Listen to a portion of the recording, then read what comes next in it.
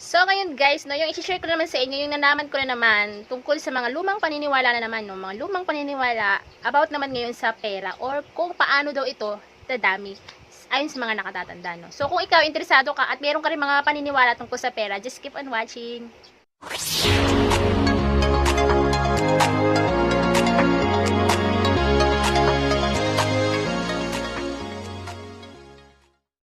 Hi, once again, I'm Leia and welcome back to my channel. So, kung bago pa lang po kayo sa akin channel, please mag-subscribe na po kayo. Suportahan niyo po ako at pa-on niyo rin po yung ating notification bell dyan sa side para naman po updated kayo sa ating mga bagong videos na i-upload. So, ready ka na ba guys malaman or alamin yung mga paniniwala na yan tungkol sa pera, no? So, number 1 dyan guys, yung palagyan mong pagsasabi na wala kang pera, o yung ganun guys, iwasan mo daw magsabi na wala kang pera. Kasi nga, oo, maaring tapat ka nga lang sa yung nararamdaman na wala ka talagang pera.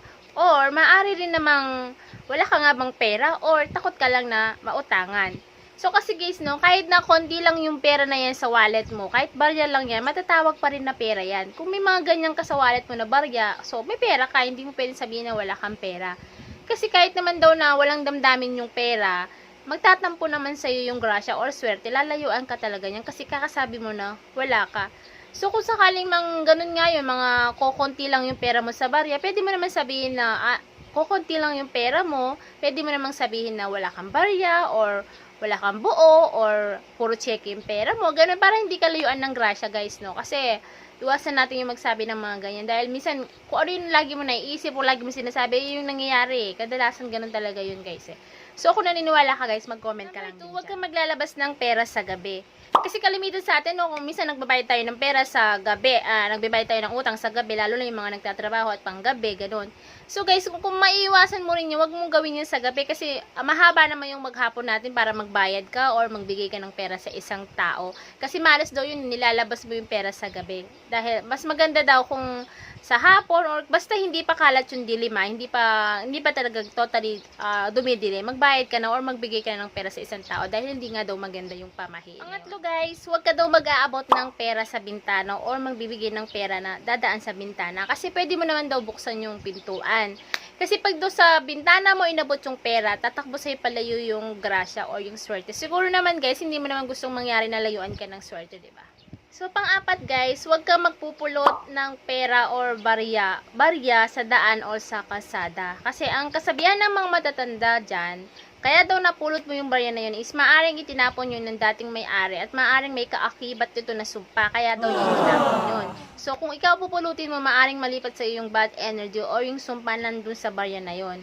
Pero para sa iba naman, swerte yung pagkapulot ng pera, no, or ng barya sa daan.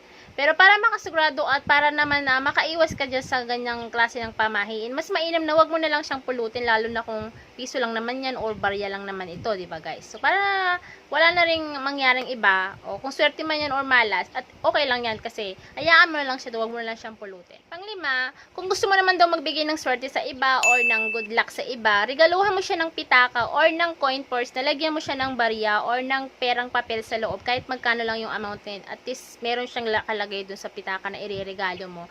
Kasi magbibigay dito ng good luck to sa taong niregaluhan mo at ng swerte. Yun ang sabi nila.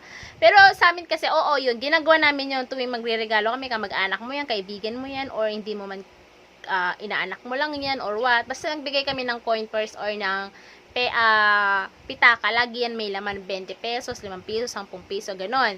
Basta hindi yan nawawalan ng palaman, laging ganon, kasi nga maganda nga raw yung kung ganon. Mas mainam naman siguro yung magbigay kaysa lagi ka na lang tumatanggap, diba? Tapos, kung may nakita ka naman ng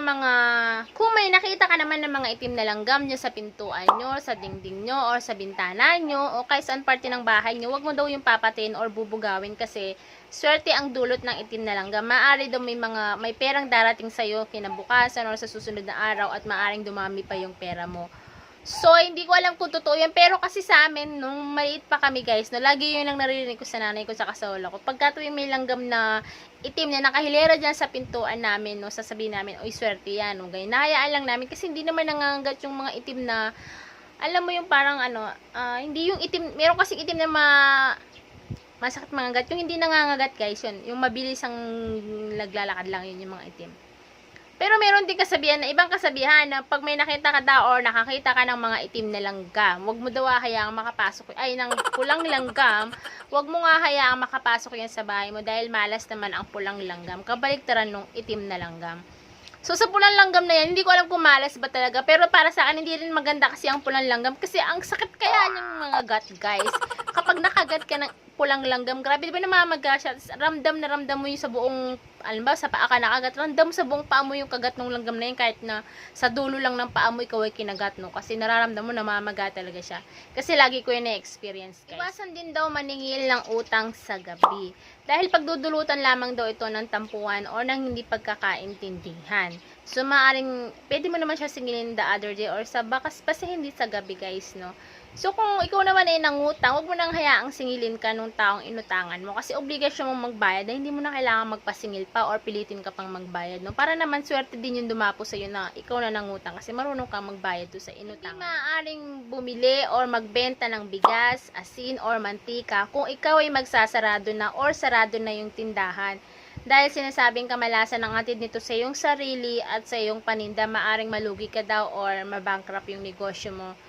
So, para doon sa paniniwala na yung guys, ang sa akin lang, opinion ko lang guys, parang hindi naman din natin yun totoo. Ewan ko lang din kung nagkatotoo na to sa iba. Kasi paano kung, di ba, karamihan naman ngayon, may mga bukas pa rin naman na tindahan sa gabi, no? At saka, paano kung yung ibang nagtatrabaho ay pang gabi, tapos kung uwi sila, bigla silang gusto nilang kumain, so wala ka palang bigas, wala ka palang ano na hindi mo napansin, di ba? Siyempre, hindi ka ba bibili? Ako ngayon bibili ako, alam nga namang matulog ako ng gutom, di ba? Lalo na kung panggabi naman yung duty ko talaga. So, parang, ewan ko lang din kung sa iba is nangyayari to or nagkakataon lang. Pero para sa akin, parang hindi ako, hindi ko masyadong pinaniniwalaan yung gano'n. So, iwasan din daw maglagay ng mga paper bills, mga resibo, mga lumang, mga kung anong anik-anik dyan sa wallet mo, yung mga abobot, or yung mga lumang pera, yung mga punit na pera sa wallet mo. Iwasan mo daw yung maglagay. Kasi para daw matanggal yung energy, bad energy na nakuha mo nung mga nakaraang araw. So, para sa akin, okay din naman yun. Aanin mo naman yung mga resibo, puro resibo na lang sa wallet mo, mga papel-papel na yung nakalat lang. Di ba parang mas magandang tignan kung puro pera lang yung nakalagay yan? Para naman kaakit-akit naman yung sa paningin mo. Hindi, lagi na lang yung mga bayarin mo yung nakikita mo dyan, no? Mga gastusin lang yan, mga yan. So, mas mainam naman talaga siguro kung puro mga ganun na lang nakalagay sa wallet mo. Kasi kaya nga wallet yan, hindi yan lalagyan naman kung mga ano-anong anik-anik yan. Dapat pera lang talaga ang nandyan, guys. So, kung naniniwala kayo, guys, share nyo naman sa akin yung experience niyo.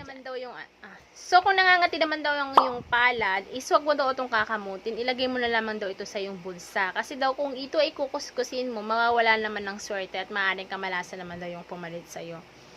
Sa akin kasi guys, once na nangati yung palad ko, as in talagang parang may swerteng darating sa akin o may grasya. Pero dapat sa kaliwa yun kasi sa kaliwa, yun yung para sa akin swerte. Pero para sa iba kasi, kanan yung swerte, no? Sa akin kasi, pag sa kanan ng nangati is automatic talaga pagkakagastusan yan. Pero pag sa kaliwa guys, ayun talagang kahit na hindi mo asahan, lagi may swerteng dumarating. Minsan, kung wala naman ako inaasahan na magbibigay sa akin ng pera, na alam ko magbibigay sa akin ng pera ng ito yung palad ko, alam ko, yung meaning nun is meron na akong magiging customer o may o-order sa akin ng mga paninda ko kasi may online ako ng mga kakanin. So, automatic yun, once na ito yung palad ko, hindi ko alam kung nagkakataon lang, pero lagi yan, wala yung palad, tuwing nangangati yung kaliwang kamay ko, laging may nag-o-order sa akin or may dumarating ng grasya sa akin. So, yun. Ewan ko lang din kung sa iba kung naniniwala sila. Pero sa iba kasi para sa kanila ang swerte is yung pangangati ng kanang palad. Huwag din daw magtatambak ng mga kasangkapang sira na o hindi na mga nagagamit sa ating terrace, sa attic, or sa ating kisame. Kasi nga masamang enerhiya daw ang dulot niya. Kagipitan sa pera yung magiging resulta niyan. So, hindi man siguro masamang dulot o kagipitan sa pera ang magiging dulot. Bakit naman kasi natin itatambak yung mga sirang gamit natin nga naman dyan? Kung lalong hindi mo naman magagamit yan. Diba dagdag kalat lang yan? Ang pangit sa paningin kung maraming makalat na mga bagay na nakakalat lang yan sa tabi-tabi. Lalo na kung hindi naman to nagagamit. Wala na rin naman tong silbi dun sa bahay mo. So, much better siguro kung itapon mo na lang siya, no? Kung hindi na rin to napapakinabangan. So, yun lang din yung tingin ko dun sa pamahaying ito, no. Tama rin naman, no. Wag mo na rin hintayin na walang swerte or bad energy ang dulot nito. Kailangan itapon mo na rin naman, lalo na kung nakakakalat na lang naman yan sa bahay mo. Magsabit daw ng mga money chime sa entrance, sa main door mo, no, para ano ba yun, maganda ang akit ng swerte or ng pera na papasok sa bahay mo. So, wala naman kaming ganun, guys, no? Ewan ko lang din sa iba. Kung may nakita ka naman daw na yellow o green or light brown na paro-paro na umaali-aligid dyan sa loob ng bahay mo, wag mo daw bubugawin or itataboy kasi swerte daw yung dulot niyan sa'yo. Maaring may darating kang pera na hindi mo inaasahan sa kinabukasan. So, sa paro-paro, wala pa ako narinig na swerte na dala nito about sa pera. Ewan ko lang po sa inyo kung meron na kayo narinig ng mga ganyang bagay na swerte yung paro-paro pagka nakakita kayo. So, ayan po, no. Ilan lamang yan sa mga pamahiin natin mga Pilipino tungkol sa pera o yung mga lumang pamahiin natin, no. So, nasa inyo naman kung naniniwala kayo or hindi or kung nangyari na ba to sa inyo o nagkataon lamang talaga. So, ang maganda lang guys, no, totoo man yan o hindi, mas makakabuting gawin na lang din natin or sundin na lang din natin. As long as hindi naman nakakasama sa atin, so why not, diba? So, yun nga, okay lang din sa akin kung maniwala ako, diba, minsan naman kasi nakakatotoo, pero dahil sa inyo pa rin yun guys, kung paniniwalaan nyo. So, yun lang guys, no.